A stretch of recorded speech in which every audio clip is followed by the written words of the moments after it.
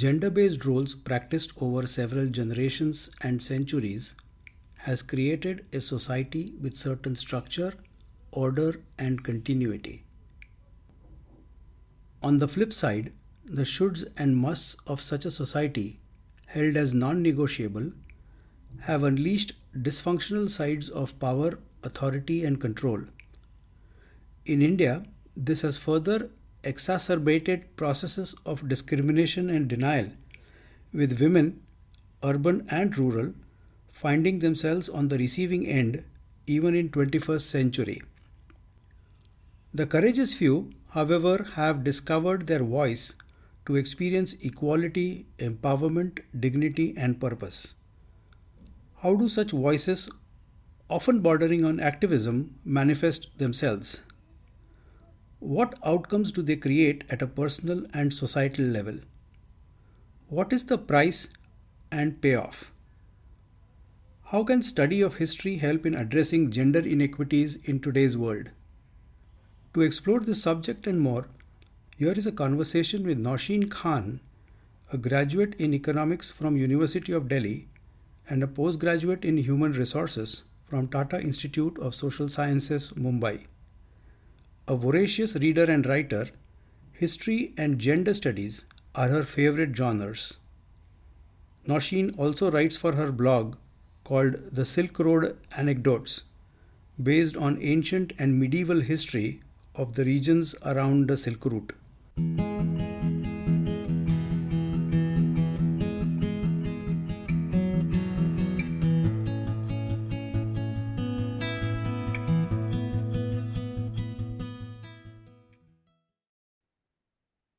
Welcome, Nausheen, to this conversation.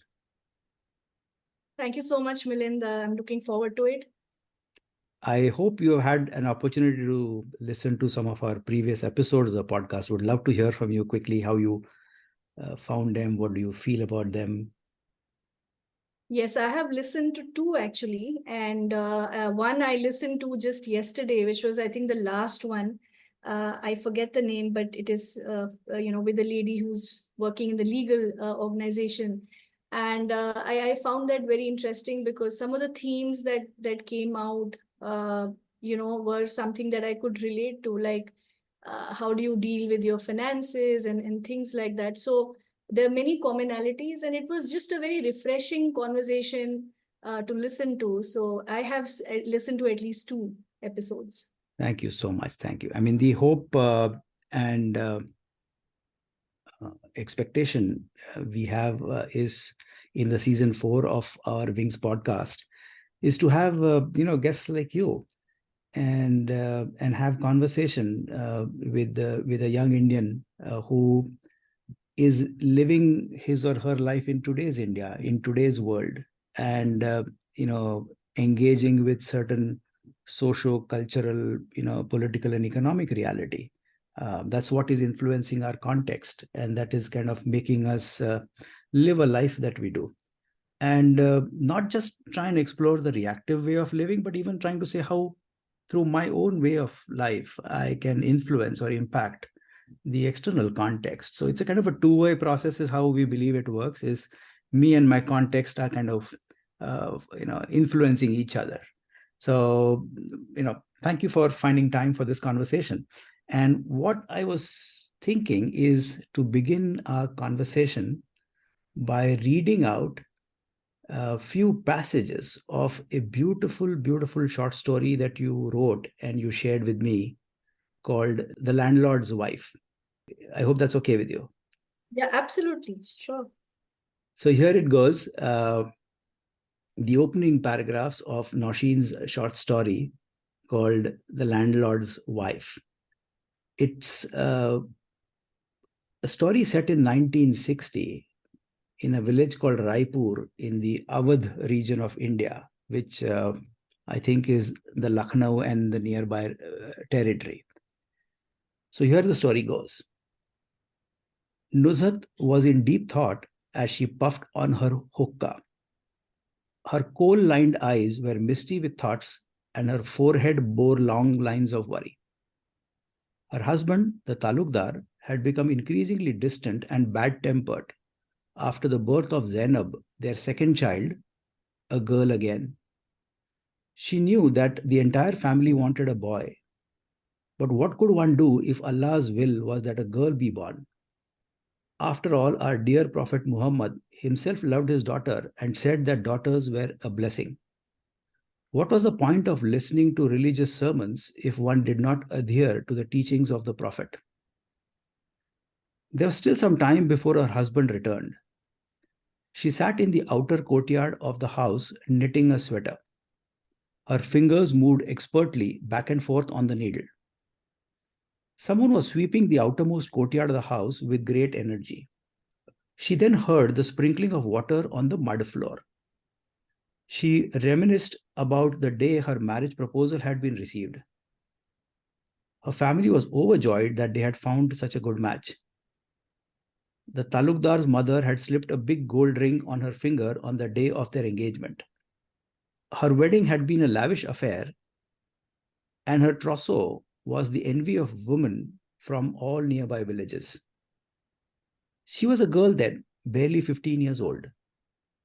She could remember the excitement of the day, not knowing what to expect from this alliance, but just pleased with the attention that she was receiving. Now, after all these years, she didn't quite understand why marriage was made out to be so important. Being married was, well, just so normal. She felt cheated by the people around her who had told her that her life after marriage was going to be exciting or extraordinary. She missed the carefree days of her childhood and the companionship of her brothers and friends. The talukdar was a man of few words and almost 10 years older than her. Loneliness had become a part of her existence. Unquote. Nasheen, can you share the context in which this story is set? And for our listeners, how does the story progress further? Sure. Let me share how the story progressed. So, um, after a few days, her husband informed her that he is going to marry for the second time, and because he needs a son as an heir, so he goes ahead and marries, gets a second wife in the house, which sidelines Nuzhat in a way. Now she's not given the attention that she used to, etc. And I think over a period of time, when the second wife has a son, her life becomes more difficult because suddenly the second wife has a lot of importance in the house because she has given a son to the family. So slowly, she had authority in the kitchen. She said, I will not refuse, I will not give up the authority in the kitchen and the master of the kitchen. She was given that. But slowly, even that started being taken away from her.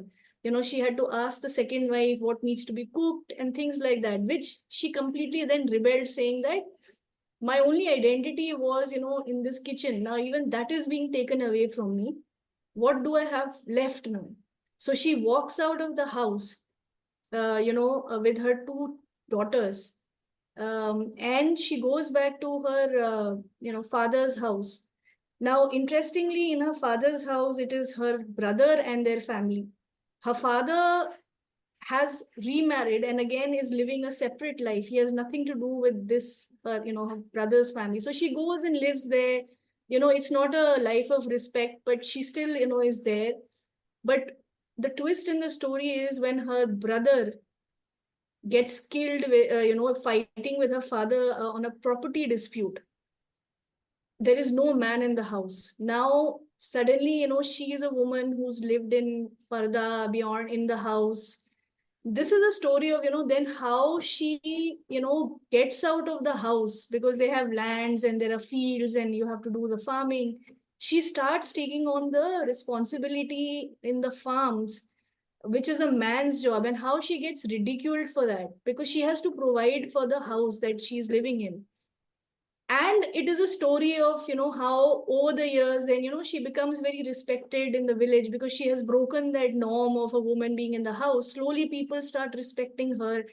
She marries her daughters, and life is good for her. One day she hears the news of her husband's death, And then people say that, now he has died, because they never divorced, they just separated. So they say, now your husband has died, why don't you go to the funeral? So she says that, when I left the house, my husband has said, you cannot return to this house. So she says, why should I defy the wish of a dead man? I cannot go back to that house. And she walks away. So that is, how the story really ends. What motivated you to write such a moving story? I'm quite curious here. So I think for me, it was, I have spent a large part of my childhood, especially the early years, 2 months of my summer holidays in the village. Okay. And there are certain things that I have noticed. So things like patriarchy, were all around me. I have seen those things. It's not just the rural areas. I think it's everywhere. But, from a very young age, you started experiencing those things. So, for example, as a child, I could see how the men in the house had a completely different stature. When they come into the house, you're instructed as a child, don't make any sound, don't make any noise, they will get irritated. So they had this aura around them. It was almost like the kind of respect like you give to God, maybe. I don't know. It was so the men were like the gods. And I started noticing that, that women do not have that kind of privilege. So that patriarchy. So in my story, I have just tried to bring out the elements of patriarchy that I saw. Um, and also the fact that a lot of women are complicit in this, So it's not, patriarchy is not driven by the men, it is also driven by the women. So that is an element that, so when, for example, when Nuzhat's mother-in-law says that you should be thankful that, he's not divorcing you, and he's only, so that is, what is that? That is also patriarchy. But now a woman is also complicit in that. So that is one aspect that I really wanted to bring out through the help of this story. The second aspect that I also feel, is how patriarchy, invades religion. That is a very interesting theme, and I have read a lot about it. I think people are, say that they are very religious, they follow everything in their religion, but it is done very selectively. So they only follow religion, where they gain or there is an advantage to them. But then when it comes to something, so they remember about the rights, but they forget about the duties. So therefore, for me, the element of how patriarchy invades religion and completely changes the context or the meaning of the religion itself, I think that is a factor that I've always been amazed at. Um, so those were the two key themes and the reasons why I wrote this story. And you said you used to go to your village home in the summers. So, where were you living those days? So I was, my family was in Delhi. So I grew up in Delhi. I was born there. But this 2 month was like a annual, I will use the word annual pilgrimage, It was because we used to love that period so much. And I have also, my village is also in the Awadh region. So both my grandmother, my maternal grandmother and paternal grandmother, both, they are, within 5 kilometers of each other, same area. So this story that I have written is actually based in that area. Okay, so it's a completely feudal kind of system and things like that. And that's where I spend 2 months every year. What's the village called? It's called Karondi. That is my maternal grandmother's village. And the Yes. other village is called Gulharia. Okay. That is my paternal grandmother's home. You know, as I was listening to, you sharing your motivations to write this book and the context, I suddenly remembered a beautiful, beautiful book I read recently called A Woman Is No Man by a Palestinian American novelist by the name Itaf Ram. And this is her debut novel. And, it kind of launched her into the book writing world. And she lives, I think, in New York City.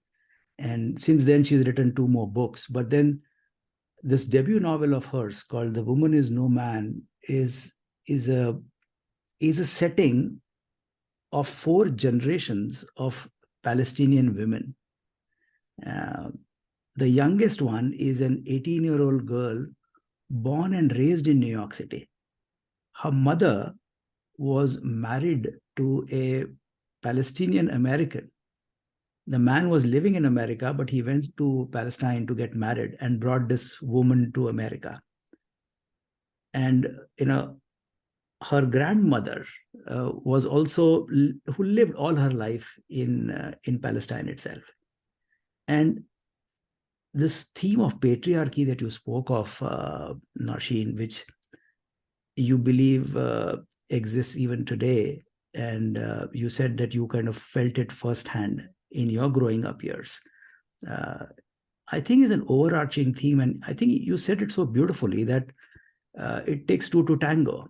It's not the dominant masculinity which is authoritative, which is oppressive, that is perpetuating this culture of patriarchy, but the silent collusion of women, where in your own story, the grandmother's, the landlord's wife, the landlord's mother tells this woman, Nuzhat, saying that be happy that your husband has not kicked you out of the house.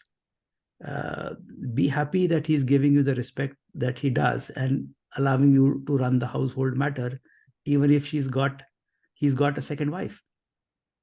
And she succumbs to the authority and power of being the householder and the controller of the kitchen.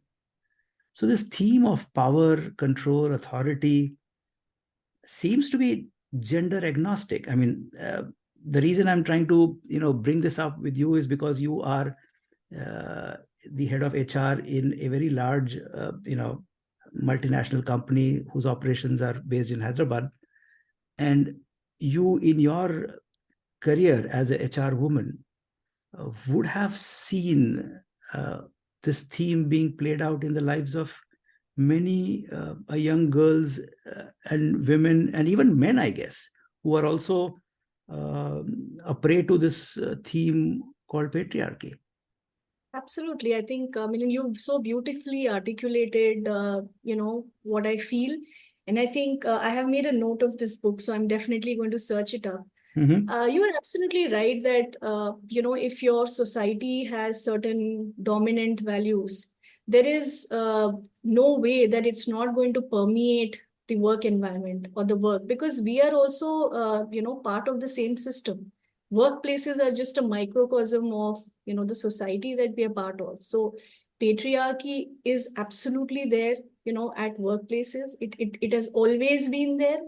And there are ways that we try to at an organization level, we try to create systems and processes that enable more equality at the workplace, but we cannot deny its existence. It is very much present. Whilst there are, I think, advantages and disadvantages of this theme of power, authority, and control, because all said and done, without these forces, you can't have an ordered system or an ordered society. Otherwise, it will be free for all. This oppression or this uh, assertion of power, and which kind of creates discrimination or denial for many. If one were to look at the Newton's third law of every action in nature, there is an equal and opposite reaction. There is obviously a tendency to rebel against these oppressive forces, and hence the activist is also born. So I wonder, if in your growing up years, as you have lived through living in the northern India, where you had a very feudal society that you experienced, as a young girl, as a woman, was there an activist also born in you at that time? I'm just wondering if I were to go to the Newton's third law. Absolutely. There certainly was an activist born seeing all of these things. And I think what really helped is that, so while the family largely was conservative, but I had I was lucky to be born to, parents who were very, very different from that environment, who took the initiative of breaking away from all of that. So they were in a way the ones who said that no, this has to change. We have to bring up our children differently. So they sort of were the ones who broke away from that system. Okay. So, when my father stepped out and, he moved to Delhi and, we were born there, I think they decided that they wanted to bring up their children differently. So let me say that I also had a very enabling environment, which helped me nurture the activism.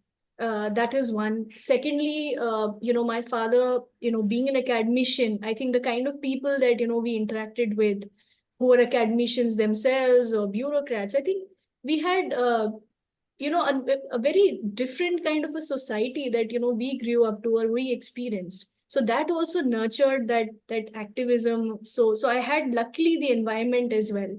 So I could see what needs to be changed. And I was actually at a place where I could do something to change that. That's very interesting in my life. They say, I mean, the adjective, or let me rephrase this. The general notion is activism is born out of anger, or essentially is non-acceptance of what is, from a victim mindset. And hence the rebel and activist carries a certain energy, which is extremely powerful and which does bring about a change. But what I'm hearing from you just now is there is this other shade of activism, which seems to be saying that it needn't be born out of anger with what is, but saying, okay, I'll accept what is and say, what can I do about it? Absolutely. Your point is right that there is anger as well. So, when you're a child and you experience these things, uh, or you feel that, in your extended family, because you're a girl and there are certain notions being dumped on you, you do feel an anger. For example, when I was growing up and I was sort of, in my 10th or 11th, there were so many relatives, who used to say, oh, yeah, for girls, I think it is best to be a teacher, because they will come home on time, they can take care of the family. I'm sure you've heard this before, right? So, Yes. uh, I was so angry at that thought that somebody is curtailing my choices because of my gender, that even if I had liked teaching as a profession, just to rebel, I would not get into it.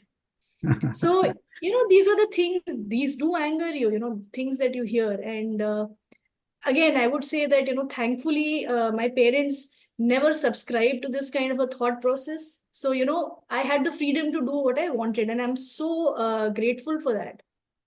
No, I think in the classic activist who's born out of anger is this character called Vijay in the classic Bollywood Hindi movie called Diwar, who Yes. who kind of epitomized the rebel mindset, who says, okay, if I'm getting victimized, if I'm getting oppressed by the society, if I'm not given my dues and the rights that I have, I will take charge. There's yesterday I was watching with Asha another beautiful movie on Amazon Prime, which just got released, I think just a couple of days or weeks back. I accidentally landed upon it. It's a Hindi movie called Mast Mein Rehne Ka. And Yes. it's beautifully portrayed, the protagonist by Jackie Shroff, who plays the role of a 75-year-old retired person who's living all alone, goes by the name Kamath, and Nina Gupta, who is again in her 70s,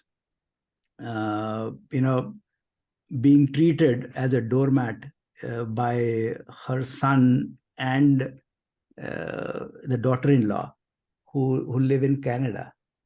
She's a Punjaban, has lost her husband, and she couldn't live the Canadian life of being a doormat mom, and she rebels and she comes back to Mumbai city where she is from. And she's also another lonely woman. And they are going through the phases of loneliness that happens to many in their 70s. The near and dear ones have moved on, the friends have moved on, the society has moved on, and you do feel that you're left behind. And there is again a young boy called Nanhe who comes from some village in Bihar or UP to find his life in Mumbai city. All he knows is tailoring. He's a darzi, and he struggles and struggles and struggles to establish his foot in this mad world called Mumbai city. And the three of them are so pushed by life to wall that they feel extremely helpless. And then they say the only way I can do anything is take charge of my life. So I guess these are action and reaction forces. But yes, I mean, what I understand is you chose not to be a teacher, just to rebel against it, and chose to be somebody else.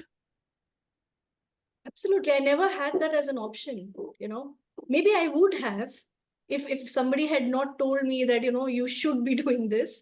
But I kind of ticked that off my list that no, I don't want to be a teacher. And you seem to have made an unconventional choice, because I guess this location of being a victim forces one to make unconventional choices to overcome the suffering that comes with victimhood, and make some choices which are what we say is hatke. And I wonder if your choice of pursuing your education in Tata Institute of Social Sciences in Mumbai was a result of one such choice. Well, absolutely it was. And I was sharing this recently in one of the forums at my organization that one of the primary reasons I moved to Mumbai from Delhi is because I wanted to move away from the house. You know, I wanted more space for myself. I wanted to be an adult, you know, who's, living life on their own terms. So when I qualified for TISS Mumbai, I knew nothing about HR, not much about this, but what I knew was I'm leaving home. And that was so important for me. Um, Now, again, for a girl to step out of the house, stay in the hostel, etc., is something that had not happened in our family. So again, this was a first. Okay, so it was a first, and my parents were always okay that, you know, whenever if I get into any institution, no matter where it is, I will go. So I was very clear. So that caused a lot of buzz in the extended family, you know, girl going out, staying in a hostel. So absolutely. So those were, choices that I made. And I was happy about it. I think moving to Mumbai was also a very interesting experience because I think uh, I'm not drawing a comparison between Delhi and Mumbai, but I just felt that as a woman in Mumbai, I had a lot more independence. You know, you could be roaming the streets at 12 or 1. You know, you don't see people harassing you. And now this I'm talking about 2003, 2004. So I also felt very liberated in Mumbai in that sense that, you don't have to worry about coming home at 6 p.m., which always was the case in Delhi. You know, you can't be out, you know, as a young girl, you know, in the evening, you can't be with friends, parents are also worrying. So I also kind of felt very liberated that, okay, now here's a city, you know, where I can really be myself. You know, I can go out when I want. So I think, I owe a lot to Mumbai as a city, because that is where I think, you know, I became an adult in the sense that um, I took charge of my life. You know, I was responsible for what I was doing. I was free. I could do what I wanted, and yet, you know, there was a sense of responsibility. So uh, that's what I would say. So, if I could ask, what of Nausheen was left behind in Delhi as a part of this transition, and what of Nausheen did she end up discovering in Mumbai city at TISS specifically?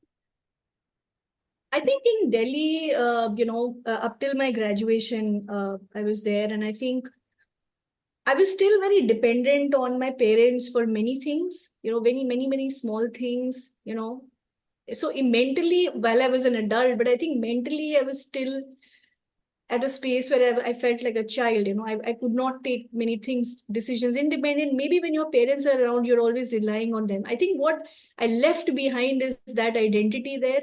What emerged in Mumbai was a very independent, a more assertive person. That's what I think Mumbai gave me as an identity. I was very homesick, for the first 3 months in Mumbai. But after that, I just completely, the kind of friends that I had, and I enjoyed Mumbai. I enjoyed my 2 years of study. The other thing which I also discovered in TISS, and I completely owe that to them, is my social work, our social work colleagues there, because as you know, it has the oldest social work program. And when we used to interact with them, sit with them and see the kind of things they dealt with, I think that also further developed the activist identity. So Hmm. I owe that for sure, and many things to TISS Mumbai. I think the awareness on how diverse India is, first time I think I got a feel of that in Mumbai, in TISS Mumbai. So, what was the profile of your class, if I could ask you? Profile of the class, I think our batch was very interesting. So out of I think if I remember the number correctly, we were about 34, 35. And there were only 8 men or 8 guys in that batch. The rest were all women. That was very unique of our batch. I don't know. The senior batch was a bit equal in Uh-huh. terms of the gender split. So it was interesting because it was the first time I was in a space like that, which was full of women. Social work also, by and large, if I see, it is more women dominated. So I was in a space which was full of women. That was refreshing. Okay, it was different. Um, so that was the profile, and I think if I look at our, my batchmates, they all came from very very diverse states. Okay, very very diverse backgrounds. Some had worked before they came, to do their masters. Some had come from a had already done a master's and they were doing now a second master's. So that sense more mature. Uh, so I would say we had such a vast diversity just in our batch. And I learned a lot from, the classmates because they had such different perspectives on things. So it was just very eye-opening. Nausheen, can you say more about the sort of social issues that your batchmates at TISS were grappling with? As you said, some of them came for their masters, some of them came for their second masters from different parts of India. A batch of 34, 35, largely women. So, Mhm. what sort of social dilemmas that they had carried with them in this batch of yours, and which you got exposed to probably the first time since you had moved out from from for want of any other phrase, a kind of a cocooned world from Delhi. Yeah. So I think I met people who had been, out of the house for many years now. So, their perspectives, their thought, their way of thinking was very different because, they were, I felt like they were so independent, they knew their way in the world in a certain sense. When I was just sort of, somebody who had stepped out of the house, and I used to be in awe of them also in a certain sense because, they understood how you operate in the world. Let me say they were worldly wise or street smart, if I will use that word. So that is one thing which I noticed, and I aspired to be like that. The other thing which I also noticed was that people came from very different socio-economic backgrounds as well, right? And um, there were people who came from not very well off families as well financially. um, so they had different challenges. They in a certain way, how you socialize, after your, let's say, your classes were over or over the weekends, that was different. Some people could actually afford to go to the best of pubs and restaurants in Mumbai, and some people could not. So that also, there was a very inherent division, and that's always there on campuses. That your what kind of family backgrounds you come from plays a big part in the way you socialize, right? How you assert yourself as well. No, listening to you, suddenly my mind went back to a conversation I had on the Wings podcast with a young man by the name Nachiket Thurvekar, who's based out of Portland, Oregon, in the US. And his episode, titled Reconciliation and Love, was released as the second episode in season 4. So anybody listening into this conversation that I'm having with Nausheen, and if they're interested, they can look up my conversation with Nachiket, where Nachiket and I, amongst many things, we spoke about a very interesting theme, and it kind of organically came up as a part of our conversation, where Nachiket said something very beautiful. He said that for something new to be born, something old has to die. As a way of giving space for something to emerge. What I'm hearing from you is somewhat similar to the story of Nuzhat in The Landlord's Wife, where for her to take charge of her life and become aware of her agency, of who she is and who she can be and what she can do, two important events had to happen in her life. One is the separation from her husband and the death of her father. The two men which in some ways were her crutches in life. Absolutely. And you, in some ways, by making an unconventional choice of not becoming a teacher in Delhi, but pursuing an MSW in TISS Mumbai, seems to be metaphorically similar to Nuzhat. Absolutely. Just one thing I want to say is that the course that I did was a human resource management course. Okay. I didn't do the social work, but I had a lot of interactions with friends from social work. So yeah. But you're absolutely right that there is a linkage, and somehow the stories that we write are also reflections of our own lives, aren't they? And sometimes it's very subconsciously done. So yeah, you're absolutely right there. And I thanks for bringing up that connection. I would have never thought of it. No, in fact, it has happened to me because the first short story that I wrote, I don't know why I wrote it, but I wrote the story about 7 years back, which remains unpublished even till date. I don't know why, but somehow I don't have the courage to publish it. Is about 3 women who are the protagonists in the story, who live by uh, certain stances in life. One says that I am who I am. Why should I change? The second woman says that everything is changing all the time. So why should I remain the same? And the third woman lives by the stance saying that people change all the time, but they forget to tell each other and even themselves. And my stories emerged, and then 3 characters happened. And then, I was talking to a friend who happens to be a Jungian analyst. And she said that what happens to many writers is in the subconscious, there are certain identities which are lying dormant and which are seeking expression.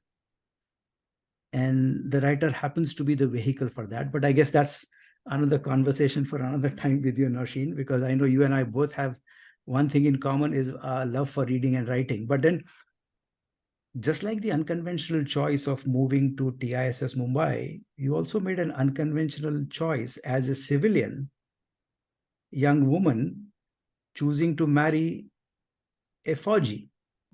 How was that received by others and even by you? Well, something, that I had never dreamt of. I never thought I would, marry an army officer, but it just happened. And I think more than so one, the unconventional choice of marrying a Fauji is one thing, very clearly, but I think the other was also rejecting this whole notion of arranged marriage, which was also the norm in our family and in most Indian families, even today or back in that time, the arranged family is the norm. Marrying for love is an exception. Okay, so I rejected that, primarily for the reason that I did not like the thought that somebody would come into my house and judge me for things like, how I look, how I behave, whether I can cook or whatever. I don't know. So I just thought, I mean, how dare someone do that? How dare someone come into my house and say that, let's judge this person? So the whole idea, so I had rejected that whole notion of an arranged marriage years ago. I was very clear that I'm going to decide who I'm going to marry. And there is definitely, it is not going to be like how marriages are done traditionally. So that was one. Um, Obviously, when I decided to marry a Fauji, it was a very, very unconventional choice. Also because of, elements of um, practicalities, so Fauji's are moving around all the time. Now you have, a corporate career, you need to be at certain places, cities, you need to be around. So for that reason, it was difficult. Uh, but I just feel like, in matters of heart, you have to lead with the heart, So I said, let's take the decision. We will see, how life, we'll see what life brings to us. And that is how it happened. And yeah, God has been kind, and we have, through, obviously, there have been periods of separation, transitions, but I think by and large, through stroke of good luck, I think we've managed to stay together for almost a decade, in a 4G life. So yeah, that's how it was. And what field locations have you ended up living?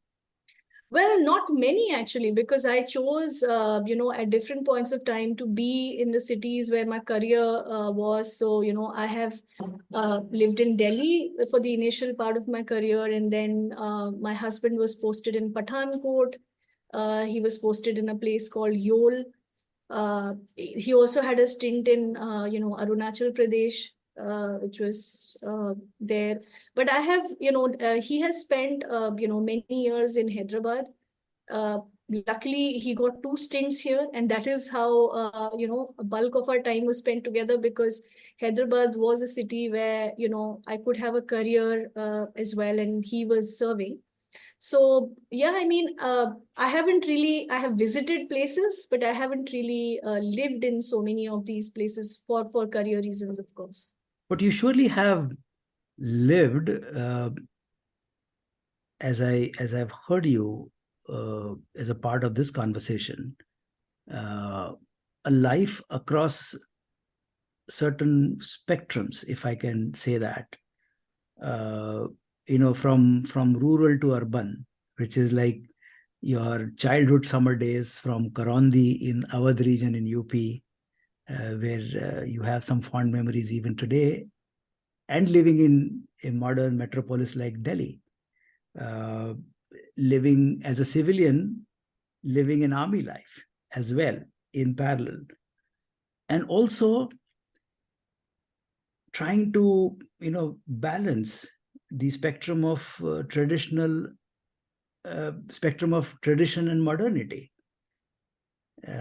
as a person that you are. So I wonder, the HR person on you, I'm kind of tempted in kind of talking to, how does that part of you look at living across these diverse spectrum? Yeah, I think that has been the story of my life. I think that's been a theme, balancing the traditional with modern, different ends of the spectrum. And that has always been there, so there's always a question of where do you really belong? You're also Mm, questioning yourself as you're growing up, what exactly is my identity? Do mm, I belong to the rural, something that we have left behind and build a new life? My parents built a new life in Delhi. But then you're also not leaving that past. You stay grounded, this is where you came from. You always remember that. So in a certain sense, I think those are the themes that have impacted. So being connected today to, where you came from, where are you going? Where do you want to be? I think how it has helped me in my life is that, particularly in the profession that I'm in, is that I'm able to relate to a wide variety of people. You know, uh, I'm not a city, I mean, while I've lived in a city person, but I know how life is in a rural India, in a semi-rural area, how people think, what are the attitudes, how they feel, or they would react to a certain situation. So that's sort of given me a very well-rounded feel of the country itself. I'm not just a city person, I have a broader overview. So when I'm in my profession, I think that helps me understand the perspectives of a variety of people.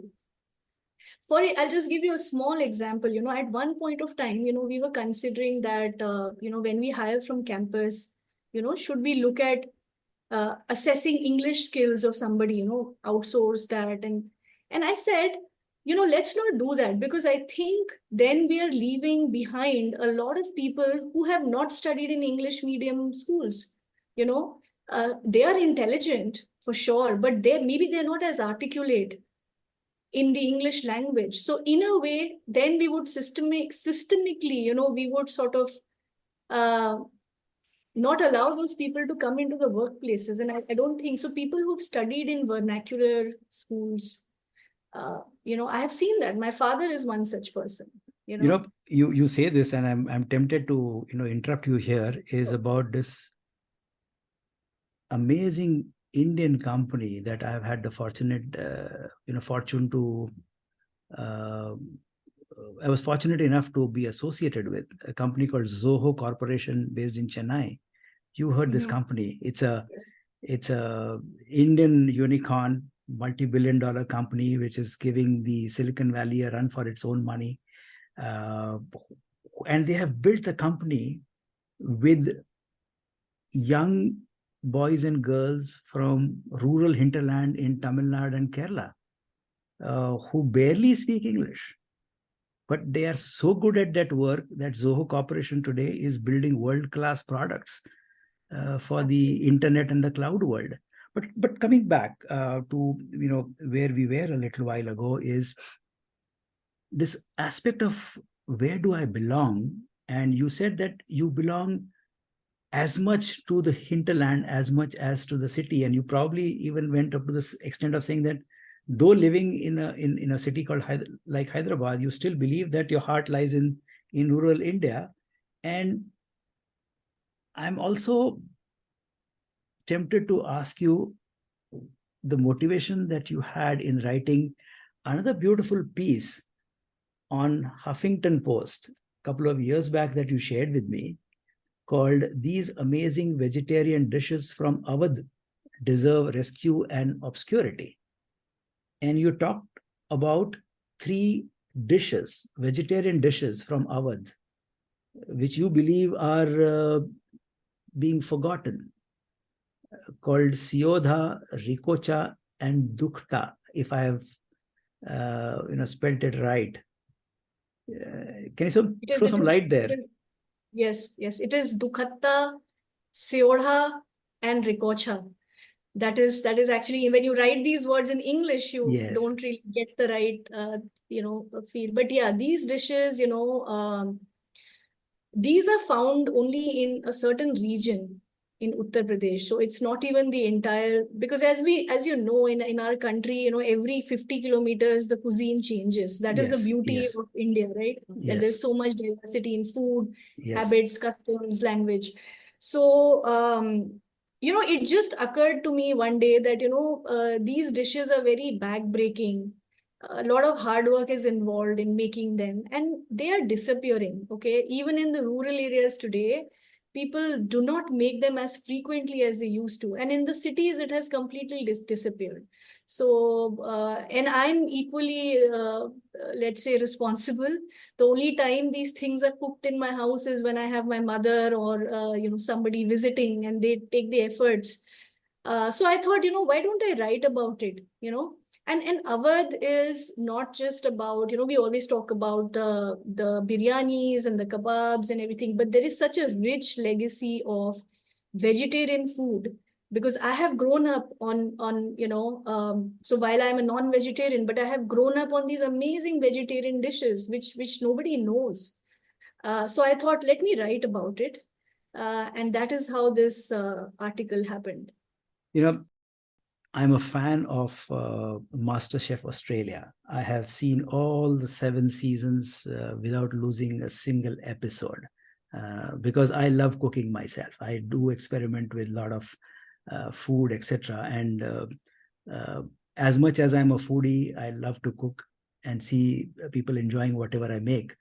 My wife and son says that the pasta that I have made is the best pasta they have had in their life. So it gives me a feeling that I think I'm not doing all that bad.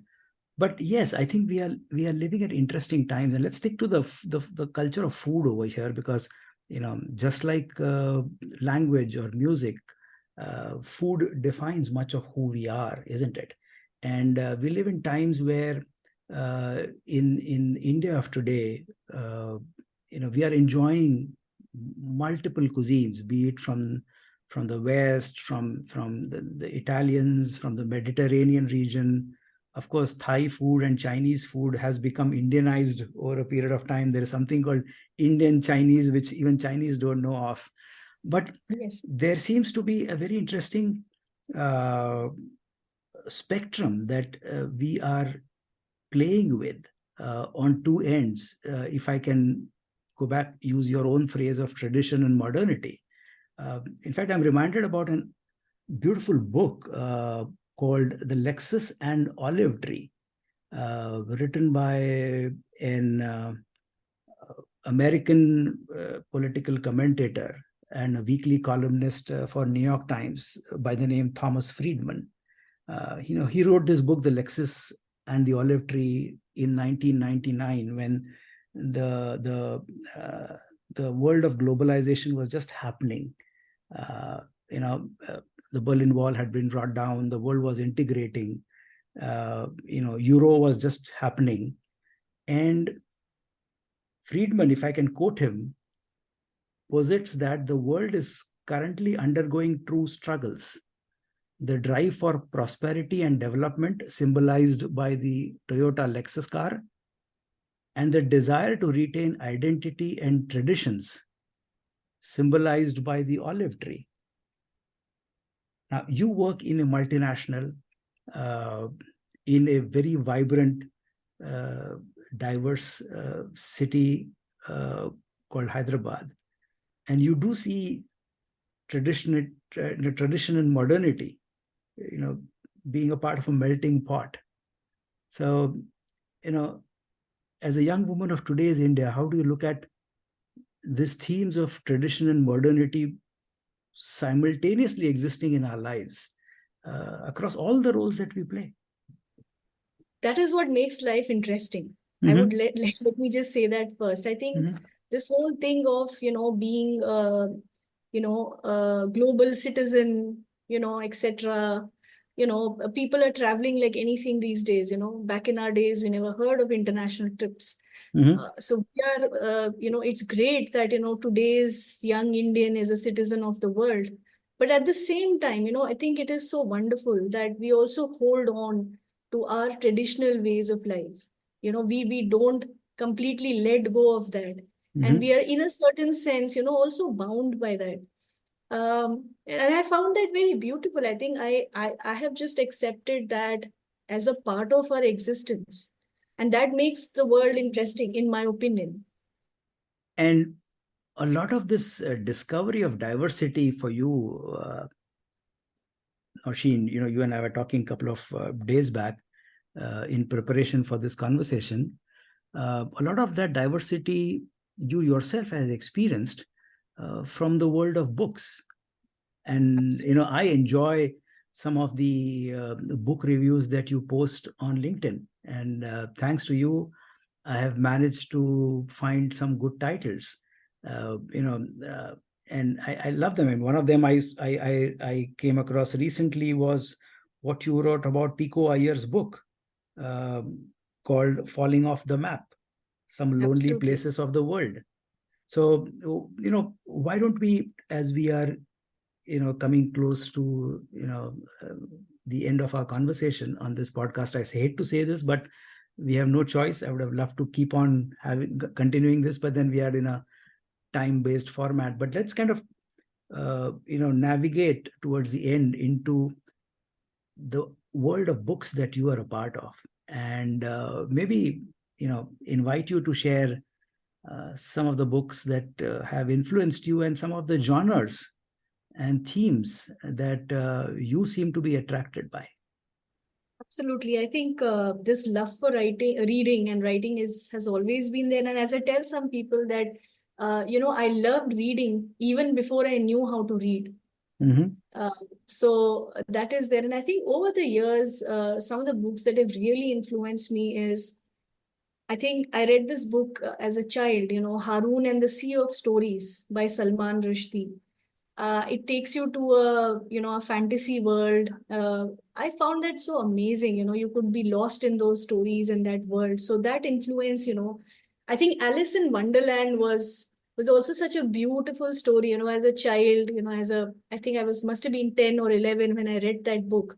So some of these books, right, the early books, they sort of uh, generated this love for reading, this immense hunger to always keep reading something or the other. So I read almost everything. I think there's no genre that I'm not interested in. My primary focus is fiction. I read philosophy and religion. I like reading on psychology as well. That is also related to my profession, so yes, I love that. I read a lot of history. In the last 10, 12 years, I've really shifted to reading a lot of history. I also write my own blog, which is called the Silk Road Anecdotes, and it's focused on the Silk Road history.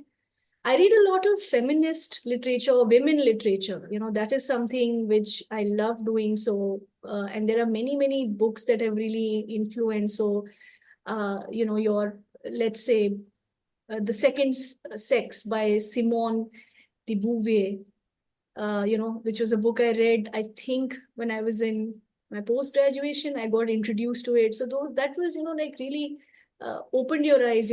So let's take there's a book by Virginia Woolf. It's a collection of essays, actually, A Room of One's Own. Yes, yes, Those.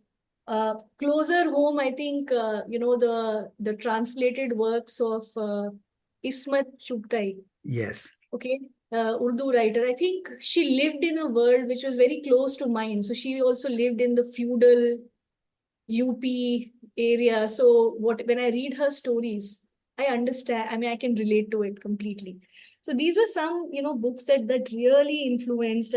Recently, I read a book called Feminine Mystic by Betty Friedman. She has written in this book in I think in the 60s in the US, when some of the feminist movement and all that was starting. And it's amazing while it is written for America, but I think a lot of what she says is true even today.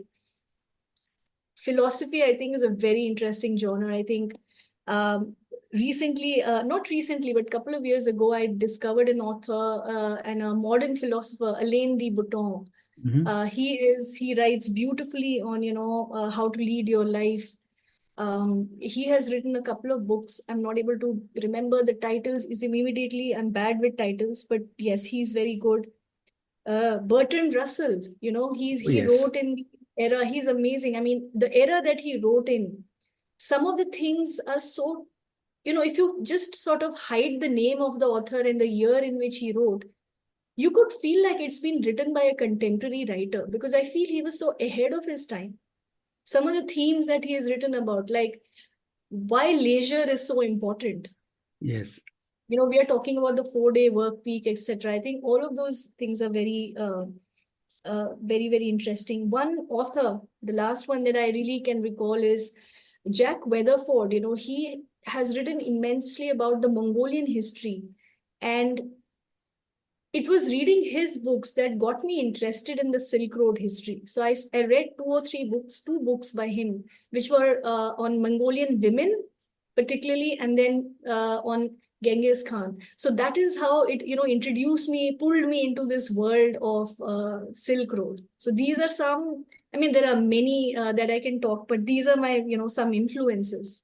But then, I mean, I would love to hear from you more about the discovery of Mongolian history and women, because I remember you wrote a beautiful post on this on LinkedIn. And for the first time, I came across something called literature on Mongolian women. And maybe you can share some anecdotes from that book. Love to hear that. Sure, sure. So I think, there was a lot of, when you read Mongolian history, why I got interested in the first place was that I think our textbooks in school were highly inadequate in the sense that we only sort of read about the Indo-Gangetic plains and what happened there. That is all that our knowledge of history was. Even India history is not complete. So there was so little about the Cholas, and there wasn't much about the southern Indian history. So I said, no, I had to widen my horizon. And that's what got me to this. Now, Mongolian history, there's a big role of the daughters because as a strategy, Genghis Khan married off his daughters to certain people whom he wanted to ally with, and the men used to go to the war, so they were always fighting the wars, but the women were left behind, and they were sort of the uh, ruling those kingdoms because they stayed back. So they were in a de facto rulers of the regions or provinces that they were responsible for. Again, the role of Genghis Khan's mother and wife are very well written, that how they used to manage the family, the empire, because the men were most of the times fighting wars. So in that sense, they had a very important role to play because they were really out there. And what we think of, women in that era, the medieval era, they were ahead of some of their contemporaries. They were not bound by certain traditions that other cultures had. So, for example, they had, rights to remarry, um, which were there in some other cultures as well. But I think they had a lot of, they were present in the public space. Let me say, they had the authority to be out there. So for me, those that was very refreshing, and the fact that there's an entire book about it. And Mongolian history in general is not, I feel, at least in India, not too many people talk about it. So I thought, why not write something about that? I was talking to a friend of mine who is a fan of Hindi literature, and there's enough and more literature in Hindi that is also around. And he said something very beautiful, that the Sanskritized Hindi that emerged in this land called India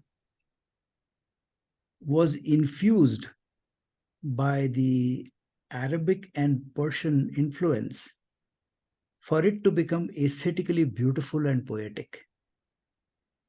And that got me thinking and exploring the influences of the Arab world and the Persian world on this land called India. And I don't know whether you had in your reading journey got exposed to the West Asian influence on India and the way we live life in India today, the food we eat, the clothes we wear, the language that we talk, the movies that we see, how the West Asian influence has also happened on us, right? I mean, that's what this friend of mine says made us more poetic. Yeah, absolutely. So when I, read history, there is Mm-hmm. always this interplay happening. So there is an influence of West Asia, and then there is an influence of Indian elements also to the other side.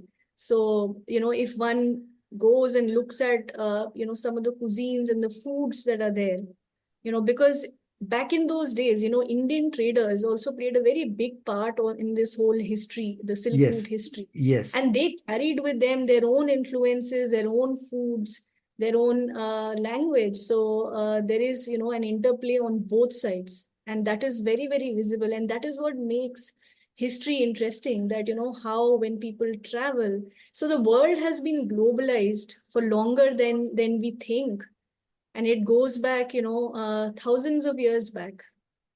Oh, yes. I mean, this influence of traders and missionaries across oceans and continents is a phenomena which has been going on for hundreds of years, even a millennia. I mean, Sanjeev Sanyal, in a very interesting book called The History of India's Geography.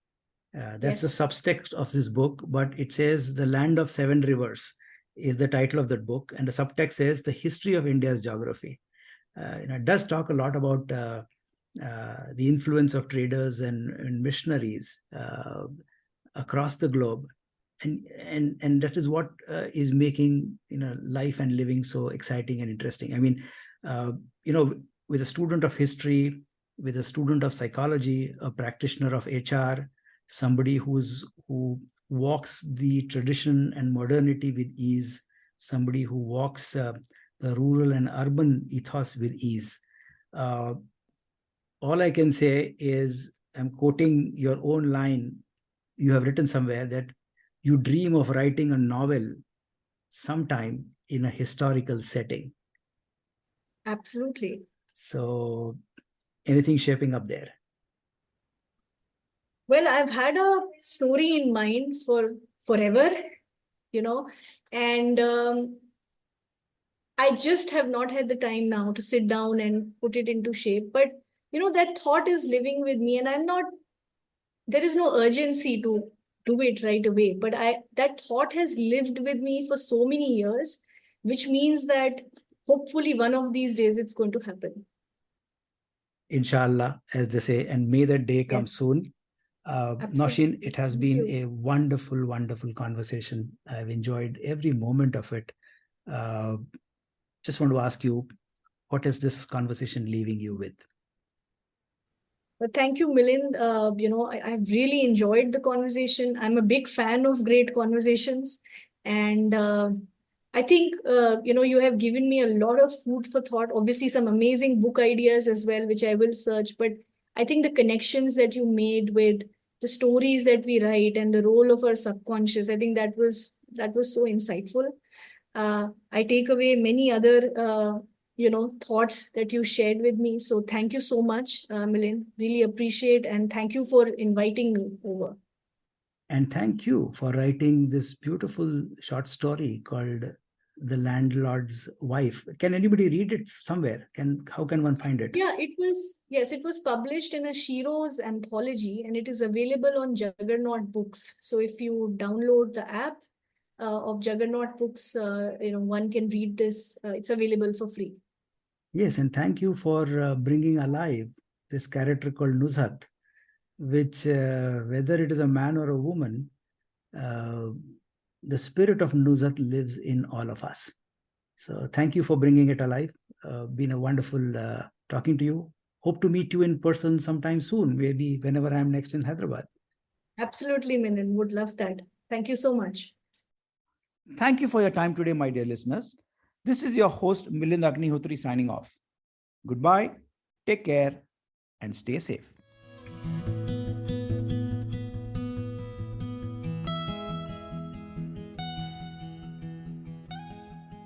This podcast is for general information purposes only and should not be considered as a piece of any professional advice.